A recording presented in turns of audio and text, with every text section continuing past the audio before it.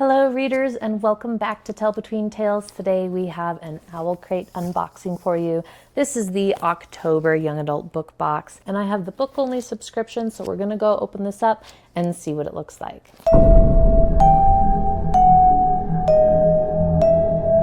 Okay, so right off of the bat, I wanted to put a query out for you to see what you would prefer. Would you prefer, because I was thinking of doing an unboxing and a review at the same time, which means that the unboxings would come at the end of the month after they came out. So like this is the October box. So if I did an unboxing and book review combined video, it would be released probably near the end of November instead of when the box first came in. That's what I was thinking of doing because I feel like there's a lot of unboxing videos, but there's not a whole lot of telling you about how the book actually was and how they actually liked it. Or I can do a short unboxing video that's like 5 minutes or less and then do a full review later on in the month. So just tell me what you would prefer, if you would prefer like 2 videos or just save it all for one later down the road, and what you would like. So and at least with the 2 video idea, you would get the video, the unboxing video earlier, and then you would get a follow-up later in the month about how the book was. So let me know what you prefer. And without any further ado, let's go ahead and open this up. So right off the bat, there is some damage right here on the box. And when we open it up though, we're gonna see how sturdy the box is. There is no damage on the inside of the box. So this is kudos. They get an A for packaging. So the box is damaged, but it's not damaged all the way through, which means the contents are not going to be damaged, which is great. So we've got all of these little paper fillings that make a lovely mess that are super fun to play with. Do you remember like making these? I distinctly remember making these like in high school or middle school or whenever that was when I was making these. like I remember it was a fun thing to do, and we would make these and then they would be like little arms and legs for craft projects that we did. So I don't know, maybe it was even younger than that, but anyway, that's fun.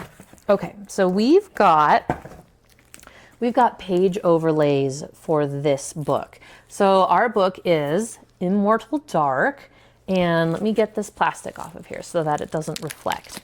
Now, what I really like about this so far that I've noticed right off the bat is they've redesigned the cover. And I'm really excited about that because I'll throw up a picture of the Mass Market cover. And I don't really like the way that one looks. And so I'm really glad that they redesigned the cover for this one. And so instead of having like the hand holding the house or the castle or whatever it is, the mansion, we have the gate. We have an entrance to the gate, to the house, and it's decorated with all the Gothic decorations. We've got the lions and the skulls and like the bugle horns. And I'll throw up a picture for you so you don't have to just stare at me looking at this book. And it's got roses, and you've got the castle rising up in the background and the great big archway. And I really like that. So the back is similar to the front. We've got the archway, but it's decorated a little differently. It says no soul can enter Vixley without an invitation. So this is a vampire book, which if you know me, you know I love vampires. So I'm really, really excited to be reading this. This is a YA book. It's from their YA subscription box. It's called Immortal Dark. It's by Tigest Girma or Tigest. And anyway, there is a really quick interview with the author that I'll link in my description down below that you should definitely go watch, where she talks about why she wrote the book, her experience about it. It's only a couple minutes long, and it's definitely very interesting because she's from Africa, and she was really into Twilight and kind of the whole vampire phase when it was really big when we were all teenagers. And she was wanting to get some African representation and saying, what if these vampires were African? And she pulls from her her history and her past, which was very difficult and very hard. And she puts that into the book, and she weaves a lot of these themes, these dark tonal themes from her past into her book. And that definitely really intrigued me to see how everything pulls together and what themes we end up having in this book.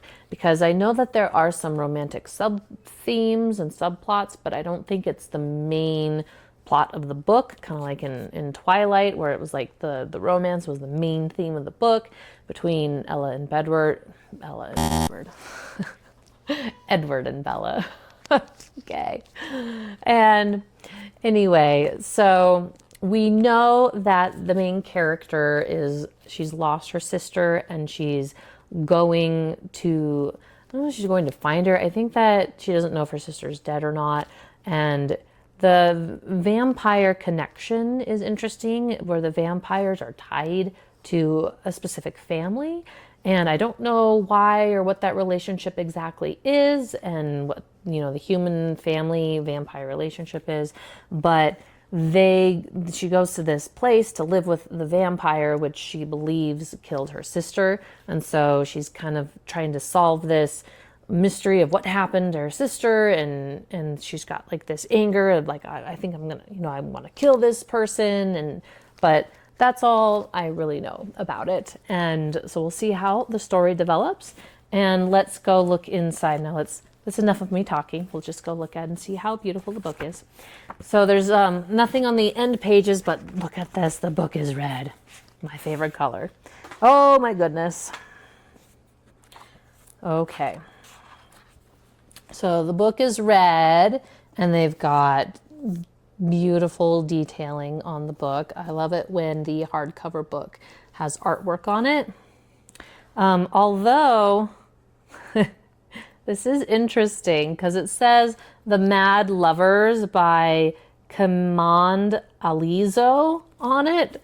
So I might have to contact Owlcrate and see if that's correct, because that sounds like, and there's like this orange that's dripping. I am wondering if that's right. If this is like a reference to something inside the book, or if this is like a misprint. It's probably not a misprint. This might be one of like the characters, but we'll find out. I'll get back to you in my review when I review the book. So we will go now and look at the beautiful sprayed edges. They've got them all the way around, which is a bonus. I love it when they do the full wrap of sprayed edges. And the inside is also very beautiful as well. And I love the color scheme. I love black and red and silver. That's some of my absolute favorite color schemes. So, all right, so there you go. I hope you enjoyed and are looking forward to the follow-up review of the book. Thanks, bye.